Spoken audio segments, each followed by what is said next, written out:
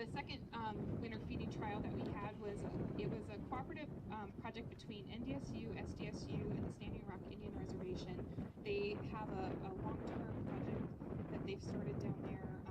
And one of the objectives of the project, there's a couple different ones, but the one that's more specific to the part that we played in this was for sustainable beef production. So they had yearling cattle that grazed on range down on the reservation.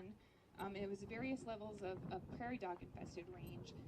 And so they shipped 120 head of cattle here to be finished. And so the goal was to look at how can we finish these cattle on a slightly higher forage ration and still be economical in growing these cattle. So is this something that can transfer over and be a little safer for feeding cattle as well? So we evaluated 3 different forage levels in the diet. So we had a 40% forage, 30% and 20%, which would be more of a typical feedlot diet that we feed here at the Research Center. So if you look at the other side of that paper, the forage levels and finishing diets, and it was with the Standing Rock steers, the 40% forage diet, 30% and 20 are in the table, and the diets were similar in the amount of CRP hay that was fed and modified distillers and then the supplements that were included. And so then the slide began with the corn silage. We started decreasing by 10 pounds between the 40, 30, and 20, and then also increasing the amount of corn and barley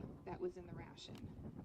So the diets were a 0.56, a 0.59, a 0.61 megacal diet for NEG, and 13.1, 13.4, and 13.7. So around 13% crude protein across those diets.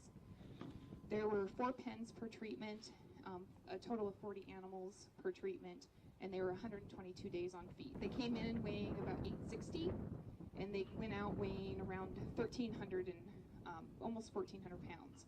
There was no difference, actually, which was pretty surprising in the final weights of these cattle and in their average daily gain over the period. So having those differences in forage levels. Dry matter intakes, none of that was different as well. They ate a lot of feed, about 28 pounds of feed. And then their gain to feed was very similar as well. Then when we look at the cost per pound of gain, I also found that interesting too, that there really wasn't a lot of difference. And I think that has to do with the difference in the cost of our grain commodities today. It used to be cheaper to feed a high concentrate diet. And now with the increase in price in those commodities, it's looking like if you feed higher forage or if you feed higher grain, you're able to have similar cost of gains.